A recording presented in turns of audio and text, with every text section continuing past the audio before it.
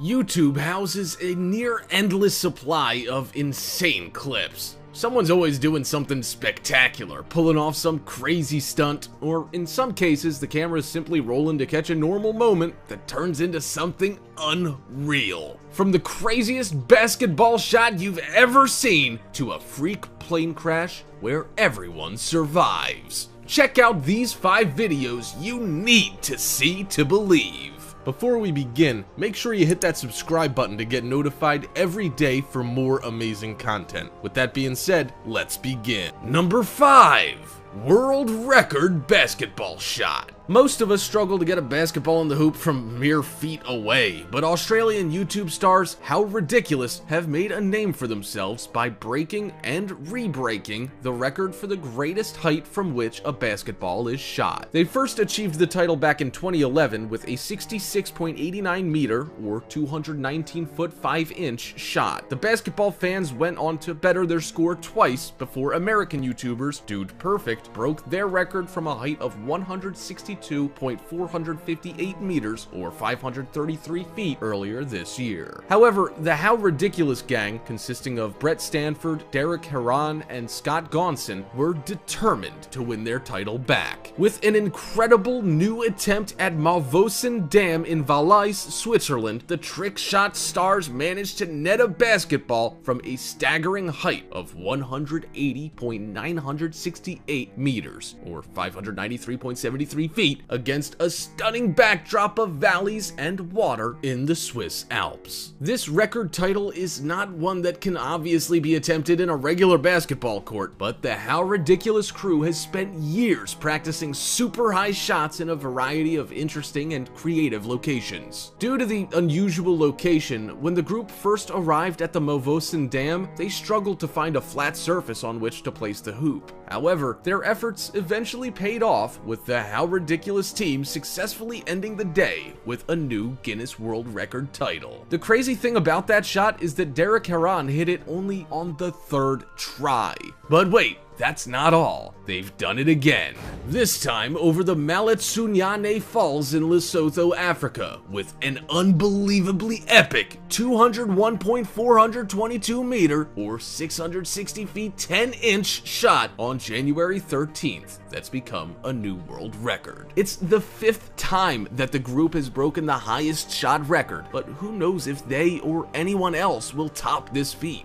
Did somebody say Dude Perfect? Number 4. Red Bull dive from space. At 12:07 p.m. local time on Sunday, October 14th, 2012, Austrian skydiver Felix Baumgartner sat up and stood next to the ledge of his capsule. Dangling over 24 miles above the Earth's surface from the largest manned helium balloon ever made, Baumgartner gave a stiff salute and gasped into his radio, "I know the whole world is watching now. I wish you could see what I can see." At 12:08 p.m., he jumped. At one point in the 2.5-hour ascent from New Mexico's Roswell International Air Center and the 11-minute descent that followed, 8 million users were simultaneously watching the Stratus mission live on YouTube. Not exactly the whole world, but enough to break the site's live streaming record. The jump marked the end of a 7-year road for technical director Art Thompson, who conceived of the idea in 2005 and wrote an 87-page mission proposal to Red Bull. The company agreed to it in 2007, and by the next year, the team started building the capsule and training Baumgartner. The 5-year training program was necessary to ensure Baumgartner's safety during the death-defying jump. There were many dangers he could have encountered during the mission, said Thompson, from the jet stream shearing off the top of the balloon during ascent to spinning out of control during the free fall. The view was captured by numerous cameras, allowing the world to see Baumgartner stepping off, falling away rapidly, developing an initially violent spin, and recovering control, all blind due to the fogging of his visor. After 4 minutes, he deployed his parachute, 16 seconds short of a 9th world record due to his lack of visibility, before landing safely in New Mexico, USA. USA.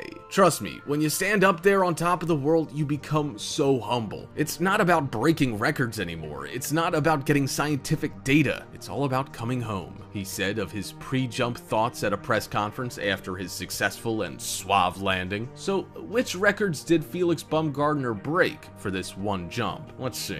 Highest free-fall parachute jump ever attempted, the first human to break the sound barrier at 1,235.98 kilometers per hour, or 768 miles per hour in free fall, fastest speed at free fall, largest balloon with a human on board, highest manned balloon flight, most concurrent views for a live event on YouTube, largest audience for a live stream ad, and highest altitude untethered outside a vehicle. Felix Baumgartner was also chasing the record for highest free fall distance, which could be measured from his initial jump point at 39,043 meters to the moment he opened his ripcord at 2,514 meters above sea level. The total free fall distance, 36,529 meters, eclipsed the previous record of 31,333 meters by more than 3 miles. That earlier record was set in 1960 by U.S. Air Force Colonel Joe Kittinger, who was, incidentally, the man on the other end of Baumgartner's microphone at Mission Control in Roswell, New Mexico.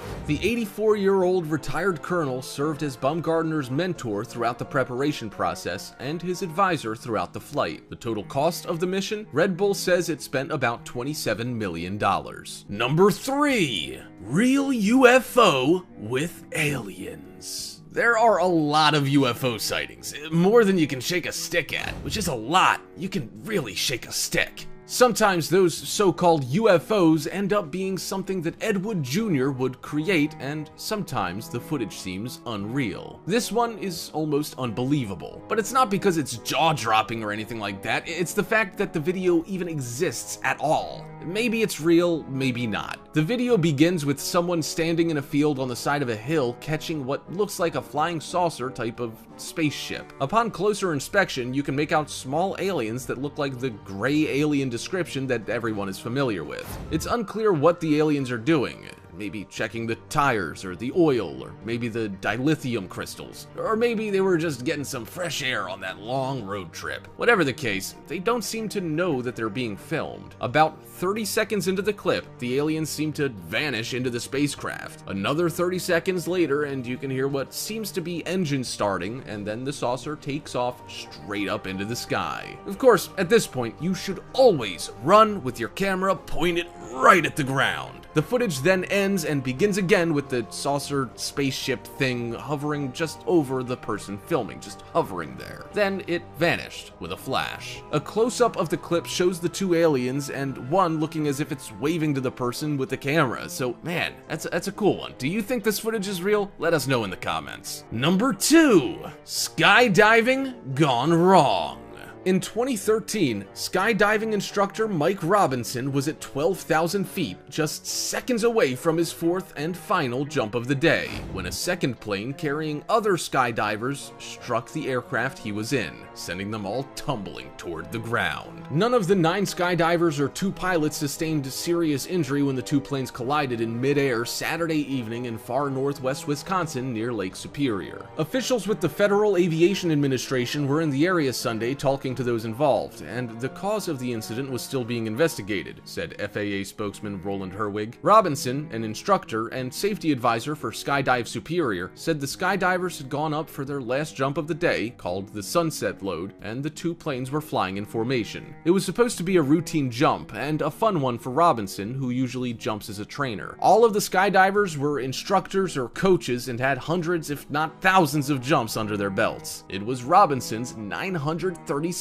jump. He and 3 other skydivers were in the lead plane, and all 4 had climbed out onto the step at the side of the Cessna 182 and were poised to jump. The plane behind theirs had 5 skydivers on board, 3 in position to jump, and 2 more inside the plane at the ready. They were just a few seconds away from having a normal skydive when the trail plane came over the top of the lead aircraft and came down on top of it. It turned into a big flash fireball and the wings separated. The 3 skydivers who were on the step of the second plane got knocked off by the impact. The pilot of Robinson's Robinson's plane ejected himself, and the pilot of the second plane landed the aircraft safely at Richard I. Bong Airport, from where it took off. The plane was damaged. Robinson, 64, who lives north of Duluth, Minnesota, watched as the plane he'd been in spiraled downward and broke into pieces. Robinson said the skydivers had parachutes that allowed them to steer themselves away from the falling debris and toward the planned landing spot. They opened their parachutes between 3,000 and 5,000 feet and landed safely. The pilot of the lead plane, the one that broke apart, had an emergency parachute that cannot be steered, Robinson said. He landed elsewhere and suffered minor injuries that required medical attention. Number 1. Gallopin' Gertie. The Tacoma Narrows Bridge swayed and twisted until a section plunged about 190 feet before splashing into Puget Sound. The collapse of Gallopin' Gertie, as the bridge was nicknamed, proved a cautionary tale in high school physics classes. Dramatic films shot that day showed the bridge twist nearly 45 degrees before crumbling, which punctuated teachers' lessons on why physics and the principle of resonance were important. During the collapse, the main suspension cables were thrown violently side to side, twisted, and tossed 100 feet into the air. They slipped from their positions in the cable saddles atop each tower, and they fell hard on the approach spans. On the north cable at mid-span, where the cable band loosened, it broke more than 350 wires. Other wires were severely stressed and distorted. The main cables were a total loss, but salvage was undertaken. Their only value was as scrap metal. The violent collapse broke many suspender cables. Some were lost, some severely damaged, and some undamaged. Their only value now was as scrap metal. The collapse of the 1940 Tacoma Narrows Bridge stunned everyone, especially engineers. How could the most modern suspension bridge with the most advanced design suffer catastrophic failure in a relatively light wind? Several factors contributed to the excessive flexibility. The deck was too light and it was too shallow at 8 feet, and the side spans were too long. At the time the 1940 Narrows Bridge failed, the small community of suspension bridge engineers believed that lighter and narrower bridges were theoretically and functionally sound. In general, leading suspension bridge designers determined the direction of the profession. Very few people were designing these huge civil works projects. The great bridges were extremely expensive. They presented immensely complicated problems of engineering and construction. The work was sharply limited by government regulation, various social concerns, and constant public scrutiny. A handful of talented engineers became preeminent, but they had what has been called a blind spot. That blind spot was the root of the problem. According to bridge historian David P. Billington, at that time among suspension bridge engineers, there seemed to be almost no recognition that wind created vertical movement at all. Regardless of what the problem was, it's still amazing to see the bridge move as it did. Alright, top fivers, if you haven't already, make sure to visit our other channel, The Brilliant, for even more interesting list videos that'll blow your mind. Oh, but I'm warning you, the videos over on The Brilliant are extremely addicting to watch as well. There'll be a link in the description to the channel, so make sure to come and visit us. Or you can go to our latest video popping up on screen right now. Oh, and have you visited thefinestpost.com to enjoy the most amazing articles you will ever get to read?